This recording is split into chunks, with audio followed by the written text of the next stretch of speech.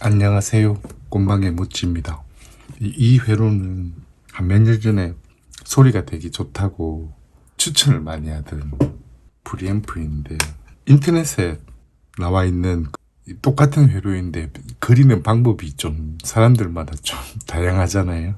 보기 쉽게 다시 한번 그린 거거든요. 원본 회로와 똑같은 회로예요. 이 회로의 특징은 보시면 C의 정수를 싫어해서 이게 개소도에 콘덴서를 안 쓰더라고요. 이 관이 이제 C3는 3결이었는데 C3의 3결이 대략 한 20 중반 정도의 뮤값이 나오거든요. 5극은 대략 한 80 정도의 게인이 있습니다. 라인 앰프니까 80 정도의 게인은 사실 필요가 없죠. 이 관의 진수는 5극간 동작할 때인데, 이 앰프의 개소도에 콘덴서 같은 걸 안 달게 되면 게인이 실제로 많이 줄어요.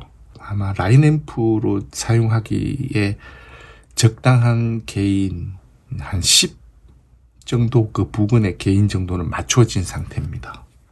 그리고 이 앰프가 기본적으로 보면 복잡하게 그려져 있는데, 이 구성에 뼈대는 캐소드 팔로워예요.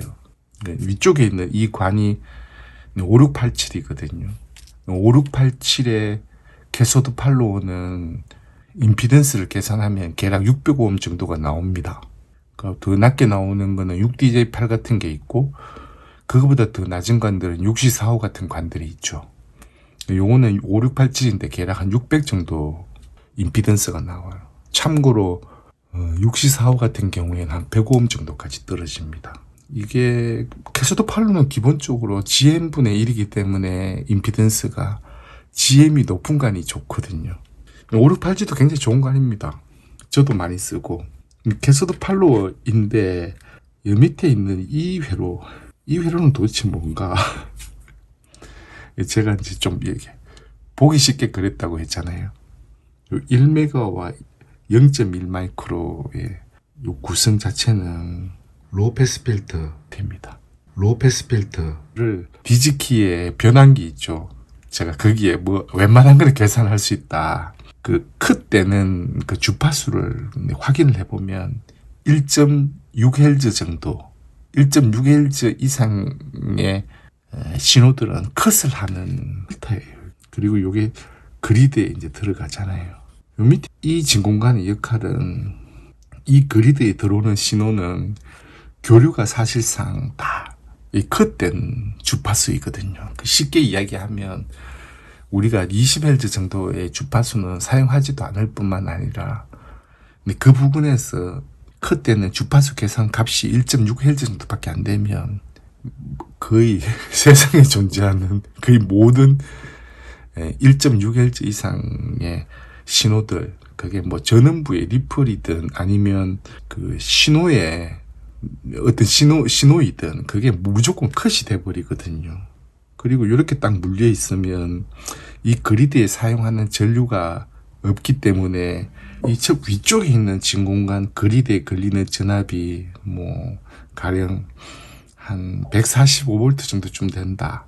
그러면 이 1메가 저항이 물려 있더라도 이 그리드에 들어오는 전압은 이 전류 사용량이 없어가지고 전압이 그대로 여기 형성이 되거든요. 위나 밑에나 똑같은 바이오스 전압이, 그리드에 전압이 걸려 있는 상태이죠. 그리고 이제 출력에 이쪽 지나와가지고 이 동작은 정확하게 대칭이잖아요.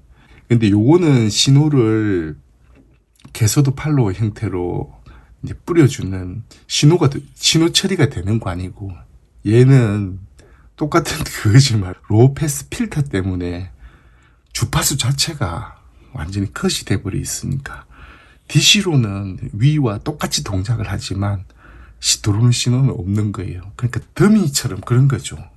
요 캐소드에서 나오는 그 전압이 관이 대칭 형태로 돼 있으니까 DC적으로는 완전 대칭이거든요. 똑같은 전압이 나오게 되어 있어요. 그게 V1, V2라고 하면 이 V1과 V2가 똑같은 상태에서는 전류가 흐르질 않습니다.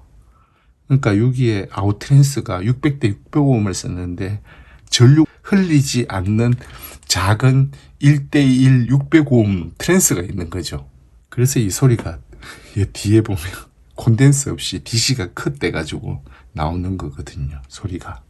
여기 플레이트 이제 정상인 상태의 신호가 들어갔을 때 여기 정폭돼 가지고 나오는 플레이트에서 나타나는 이 신호는 역상입니다.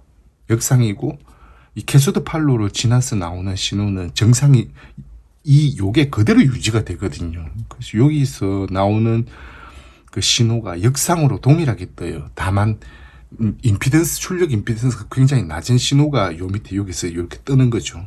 그리고 아웃트랜스는 상을 똑같이 하려면 이 뒷단에 만일에 피넷 구조 결선상 여기가 그라운드가 돼 있다고 하면 이 차측을 뒤집어 가지고 그 반대편에 있는 걸 그라운드로 접지를 시켜 줘야지, 그리고 그쪽을 마이너스로 이용을 해야지 상을 마지막에 최종 쪽으로 한 번 더 뒤집어 줘서 이 출력의 정상의 신호가 나오는 것이고, 그냥 일반 그 핀 결선대로 연결을 하면 역상의 신호가 나오게 됩니다. 이 역상의 신호는 역상의 신호든 정상의 신호든 우리가 들어서 정확하게 똑같이 역상인가 똑같이 정상이면 소리가 뭐 크게 이렇게 완전히 다르거나 그러진 않거든요. 근데 요거는 나중에 이제 처리를 하거나 그런가 부가적인 뭘 뒷단에 기기를 달았다든지 이제 그렇게 되면은 약간 영향을 줄 수도 있어가지고 정상으로 바꿔놓는 게 좋습니다. 이제 제가 이 회로를 보면서 생각한 것 중에 하나는 5687의 임피던스는 이미 캐소드 판로 한 번으로, 이렇게 되는 캐소드 판로 한 번으로 굉장히 낮은 신호가 나오거든, 임피던스가. 그게 그렇게 충분히 낮은데 뒤에 1대1짜리의 전류 흘리지 않는 이런 트랜스를 쓰는 것이 콘덴서와 리크장을 나오는 그것보다 이게 완전히 유리하다고 이야기할 수 있나 라고 하는 생각 하나 하고, 두 번째는 5687의 캐소드에 나타나는 양단의 이 전압은 완전히 동일해야 되거든요. 이 트랜스가 전류를 흘리지 않는 트랜스이기 때문에 이게 크기가 굉장히 작아요. 소신호를 600대 600옴 정도밖에 안 감아도 되면 트랜스 크기가 굉장히 작거든요. 근데 이런 곳에서 DC를 컷할 수 있는 방법이 V1과 V2가 완전히 독일한 상태 아니고는 DC를 컷을 할 수가 없습니다. 참고로 DC를 흘리지 않는 트랜스에 DC가 여기 같은 경우에 만일에 이 5687이 전류가 많이 흘리는 관이잖아요. 1mm든 뭐 이렇게 2mm든 전류가 흐르기 시작하면 이 코어가 원래 계산된 그 인덕턴스 값이 안 나오고 순식간에 포화되어 버리기 때문에 넘기기는 힘들거든요. 이 넘기는 과정에서 손상을 입을 가능성도 있습니다. 우리가 보통 아웃트랜스의 PP 같은 경우에는 엄밀하게 그 스펙이 측정대가 나오는 것들은 이 언밸런스 전류가 뭐 1mm다 2mm다 이렇게 정해져 있습니다. 웬만한 좀 유명한 트랜스들은 그렇게 정해져 있어요. 그 범위 내에 반드시 만족시켜야 되고 이 V1과 V2는 정확하게 동일해야 되거든요. 근데 이 동일하다는 전제는 이 5687이 쌍쌍극이잖아요. 하나에 5687인데 이 안에 여기에 두 개가 들어있거든요. 근데 이 상상극으로 되어 있는 이 관들은 이렇게 안에 들어있는 관 두 개가 완전히 동일한가, 물리적으로 동일한가. 제가 이 TV7이나 이런 걸로 또는 실제로 동작하는 상태를 재가지고 측정을 했을 때 한쪽과 한쪽을 같이 그려보면 완전히 일치하지가 않습니다, 이게. 그래서 이 앰프를 만드시거나 하신 분들은 전류가 흐르지 않는 상태, 그라운드에서 여기에 찍는 전압이 뭐 가령 130V다고 하면 이 반대편에도 130V가 반드시 나오는지 확인이 돼야 되고, 또 거기서 동작하는 상태에 따라서 이 전압이 완전하게 진짜 고정되어 있나를 확인을 한번 해보시는 게 좋을 거예요. 관이 이제 이게 처음에는 맞다 하더라도 이렇게 완전히 DC를 흐르지 못할 정도의 이렇게 전압을 동일시 해가지고 맞추어진 관들은 시간이 지나서 이 관이 동작 특성이 깨지는 것도 허용하지 않거든요. 이런 것들은. 그래가지고 그런 점들도 사용을 계속 한다면, 소리는 좋다고 하던데 사용을 한다면 꼭 한번 생각을 한번 해보셔야 돼요. 우리가 그 마이크 속에 보면 마이크 앰프, 옛날 진공관 마이크 앰프 있잖아요. 노이만이나 텔리풍겐 같은 1950년대 전후로 굉장히 유명했던 그런 마이크 앰프들 보면 초단에 그 안에 관이 하나 들어있거든요. 후기에 나온 텔레풍경 같은 경우에는 6072를 이제 써준 게 있고, 그것도 상상극을 썼는데 하나를 좀 다른 방법으로 썼어요. 제가 다음에 시간이 되면 그 부분에 대한 것도 독특하게 그 상상극을 사용하는 거에 대해서 한번 말씀을 한번 정리를 해서 드릴게요. 거기 보면 초당 이제 관 하나가 전부 다 공통적으로 대부분 5곡관을 썼죠. 5곡관을 3결로 한 거. 우리가 일반적으로 5곡관을 3결로 만드는 것 자체를 순수한 3극이 아니라고 꺼려할 수도 있는데, 그 당시에 1950년대에 나왔던 초고급 스튜디오에서 녹음할 때 그 쓴 마이크가 5곡관이에요. 다 5곡을 3곡 한 거예요. 그리고 두 번째는 거기에 그 팬텀 전원이라고 캐논 잭에다가 접지되는 그 말고 그라운드 마이너스와 플러스에다가 48V를 동시에 걸어가지고 전압을 캔슬링 한 다음에 출력 쪽으로 DC가 튀어나오지 않도록 하는 그런 팬텀 전원을 쓰잖아요. 그것과 상당히 유사한 방법이죠. 뭔가 나와가지고 이게 최고다 이렇게 생각하기 전에 이게 회로가 정확하게 어떤 상태인지 그런 것들을 한 번씩 생각을 한번 해보고 앰프를 만드는 게 좋아요.